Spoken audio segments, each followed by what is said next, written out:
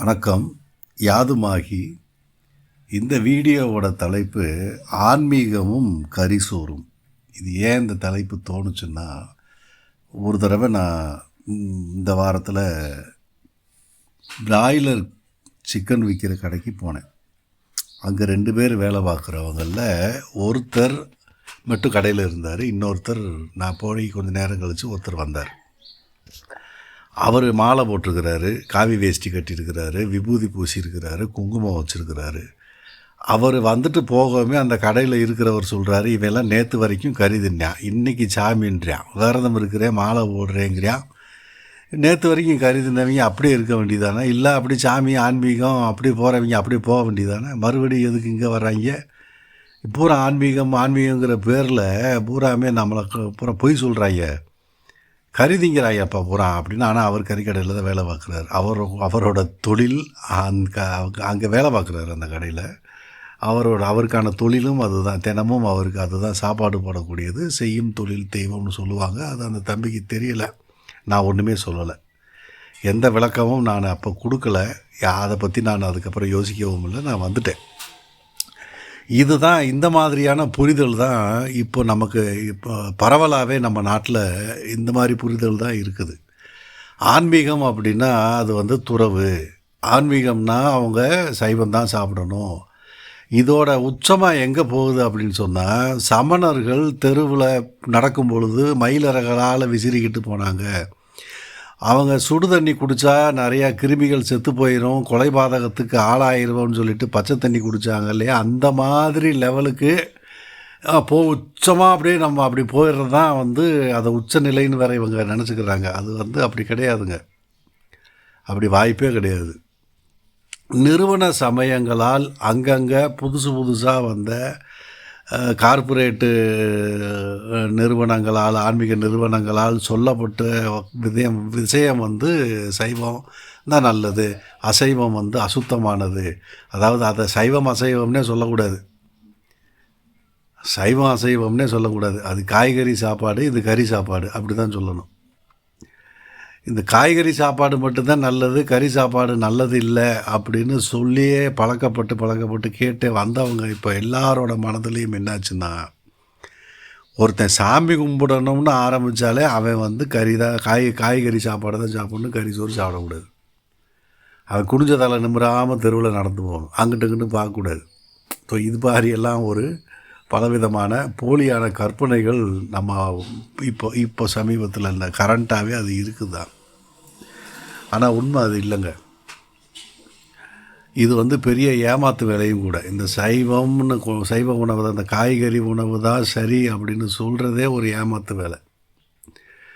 இந்த நிறுவன சமயங்கள் உள்பட, அதாவது நிறுவன சமயங்கள்னால் இந்த இந்து மதத்தில் இருக்கக்கூடிய மிகப்பெரிய வைணவ சைவ சமயங்கள் உள்பட நிறுவன சமயங்கள், வெளிநாட்டிலேருந்து வந்தவங்க எல்லாமே கூட அவங்களுக்கு தனித்தனியாக சட்டத்திட்டங்கள் வச்சுருக்கிறாங்க. அது இருக்கட்டும், அது நல்லது. அந்தந்த சட்டத்திட்டங்கள் அந்தந்த சமயத்தார்கள் கடைப்பிடிக்க வேண்டியது நல்லது, அது ஒழுங்கானதும் கூட. அந்தந்த சமயத்துக்கு என்ன சொல்லியிருக்கிறாங்களோ அதில். ஆனால் இந்த இந்து சமயத்தில் மட்டும்தான், இது இந்து சமயம்னு கூட சொல்ல முடியாது.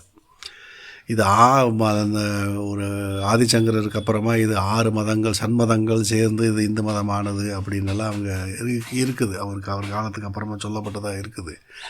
அதெல்லாம் இருக்கட்டும்.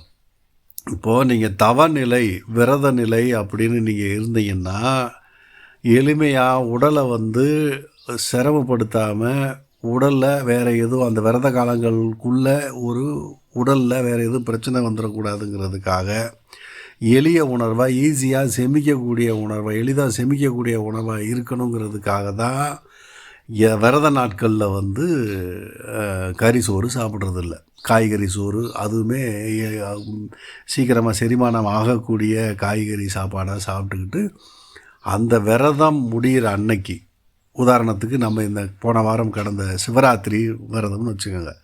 நிறைய பேர் 48 நாள்லேருந்து ஆரம்பிக்கலாம், 21 நாள் விரதம் இருப்பாங்க, காப்பு கட்டி விரதம் இருப்பாங்க குலதெய்வத்துக்கு. அப்போ அவங்க சைவ உணவு தான் எடுத்துப்பாங்க, வீட்டில் சுத்தபத்தம் ஃபாலோ பண்ணுவாங்க, வழிபாடு பண்ணுவாங்க, காயில் மஞ்சள் கிழங்கு காப்பு கட்டுவாங்க, மாலை போட்டு விரதம் இருப்பாங்க. சில பேர் மாலை போடுவாங்க, சில பேர் செருப்பு போட மாட்டாங்க, ஸோ இப்படியெல்லாம் அந்த 21 நாள் எதுக்காக இருக்குதுன்னா அந்த குலதெய்வ நினைவாகவே இருக்கணுங்கிறதுக்கான ஒரு தந்திரம்.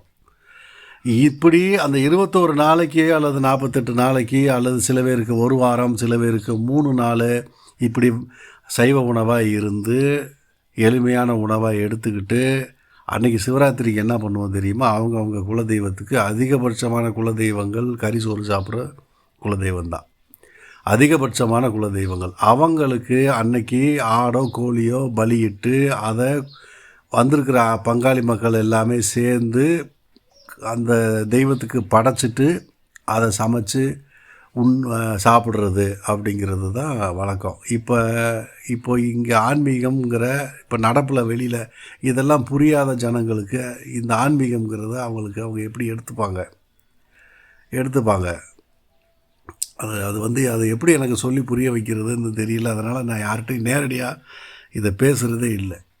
ஆன்மீகங்கிறது அப்படியே சும்மா சாமி கும்பிட்டாவே நீ சாமியார் தான், நீ துறவி தான், நீ இதெல்லாம் பார்க்கக்கூடாது, இதெல்லாம் படிக்கக்கூடாது, இதெல்லாம் செய்யக்கூடாது, இதெல்லாம் சாப்பிடக்கூடாதுன்னு எந்த சமயத்திலையும் சொல்லாத ஒரு சட்டத்திட்டங்கள் எல்லாம் நம்ம ஜனங்களே நமக்கு பாடம் புகுத்துருவாங்க. அதனால் இந்த ஒரு தெய்வ வழிபாட்டுக்கு ஒரு முதல் அடி எடுத்து வைக்கக்கூடிய குழந்தை பருவத்திலேருந்து வாலிப பருவத்திலேருந்து சில முதிய பருவத்தில் இருக்கிற எல்லாருமே இந்த விஷயத்தெல்லாம் வெளியில் ஆளுங்க சொல்கிறாங்கங்கிறத கேட்டு குழப்பிக்காதீங்க. அது தவறான விஷயம். சில யோக பயிற்சிகளுக்கு காய்கறி உணவு நல்லது, அது இருக்குது. இப்போ வாசி யோகம், சித்த வித்தை, குண்டலினி யோகா, இப்படி ஒரு குறிப்பிட்ட வருடங்களுக்கு கூட பயிற்சி முறைகள் இருக்குது. அந்த பயிற்சி முறைகள்லேயே இருக்கிறவங்க அதுக்குன்னு உள்ள நியமத்தோடு இருக்கிறதுக்கு உடலில் செரிமான பிரச்சனையோ அல்லது கடினமான உணவோ ஏற்றுக்க வேணாம்ங்கிறதுக்காக கறி சோறு வேணாம், காய்கறி சோறு போதும் அப்படிங்கிற சட்டம் இருக்குது. அது நல்லது. ஆனால் குடும்பத்தோடு வாழ்கிற மக்கள் அவங்க குலதெய்வ வழிபாடை எடுத்து செய்யும் பொழுது அவங்க விரதங்களை தான் அனுசரணை பண்ணி தான் ஆகணும். விரதம் இருக்கணும். ஆனால் படையல் அந்த தெய்வத்துக்கு, உங்கள் தெய்வத்துக்கு, அவங்க தெய்வத்துக்கு அது கறி சோறோ காய்கறி சோறோ அது என்ன வழக்கமாக வந்ததோ அதை செய்யுங்க. இப்போவே கூட நிறையா இப்போ மாடன் சாமி அப்படின்னு பேர் வச்சுருக்கக்கூடிய எங்களோட நண்பரோட ஒருத்தர், அவங்க குலதெய்வம், அவங்க சாமி சிவராத்திரி அன்னைக்கு ஒரு 12 பேரை அருள் இறக்கி அவங்க போய் மயான கொள்ளை நடத்துறதுங்கிறது ஒரு சில வருடங்களுக்கு முன்னாடி வரைக்கும் பழக்கமாக இருந்த சாமியவே இப்போ அவங்க போதும், சைவ படைகளே போதும்னு சில பேர் மாற்றுறாங்க. அது மாதிரியெல்லாம் மாற்ற வேண்டாம்.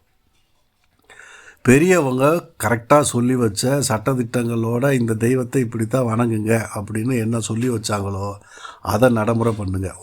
அவங்களுக்கான முன்னோர்கள் வழியில் என்ன நடைமுறைகள் வந்ததோ, உணவு, தெய்வம், இதெல்லாம் என்ன நடைமுறையில் வந்ததோ அதை செய்யுங்க. ஆன்மீகம் உள்ளது, ஆன்மீகம் அற்றதுங்கிறது இந்த உலகத்தில் எதுவுமே இல்லை. எதுவுமே இறை நிர்வாகத்தின் கீழே தெய்வங்களை வச்சு தான் அந்த இறை நிர்வாகங்கள் நடத்தப்படுது. அதை பற்றி நான் ஏற்கனவே ஒரு வீடியோ போட்டிருக்கிறேன். அந்த இறை நிர்வாகத்தின் அல்லாமல், அந்த தெய்வங்களோட அனுசரணை இல்லாமல், குலதெய்வத்தோட அனுகிரகம் இல்லாமல், குலதெய்வத்தோட உத்தரவு பெர்மிஷன் இல்லாமல் இங்கே மனுஷ வாழ்க்கை அப்படிங்கிறது நிறைவடைவதற்கான வாய்ப்பு இல்லவே இல்லை. அதனால் ஆன்மீகம் ஒன்று இருக்குது, ஆன்மீகம் இல்லாததுன்னு ஒன்று இருக்குது. ஆன்மீகத்தில் நம்ம இருந்தோம்னா இப்படித்தான் இருக்கணும் அப்படின்னு ஒரு சட்டத்திட்டங்கள் இருக்குது. அது விரத காலங்களுக்கு தான். மற்ற நாட்களில் நீங்கள் வழக்கமான உங்களுக்கு என்ன அனுமதிக்கப்பட்ட உணவோ அந்த உணவை நீங்கள் எடுத்துக்கிறது உங்களுக்கும் உங்களோட எதிர்கால சந்ததி வளமாய் வருவதற்கும் நல்லது. அதனால் யாரையாவது பார்த்து காப்பி பண்ணிவிட்டு நானும் சைவத்துக்கு மாறிட்டேன், சைவ சமயத்துக்கு மாறுறதுங்கிறது வேறு. சைவ சமயத்தில் இருக்கிறவங்க அவங்க கறி சோறு தான் சாப்பிட்றாங்களாம், காய்கறி தான் சாப்பிட்றாங்களாங்கிறதெல்லாம் நீங்கள் பார்த்து காப்பி அடிக்கக்கூடாது. அதனால் அவங்க முன்னோர்கள் அவங்க தெய்வத்துக்கு, முக்கியமாக குலதெய்வத்துக்கு என்ன வழிபாடு இருக்குதோ, என்ன படையல் இருக்குதோ அதையே தான் நீங்கள் சாப்பிடணும். அதுதான் நல்லது. ஆன்மீகத்துக்கும் கறிசோறுக்கும் எந்த சம்பந்தமும் இல்லை. கறிசோறு தேவைக்காக எடுத்துக்கக்கூடிய உணவு. நல்லது. நன்றி, வணக்கம்.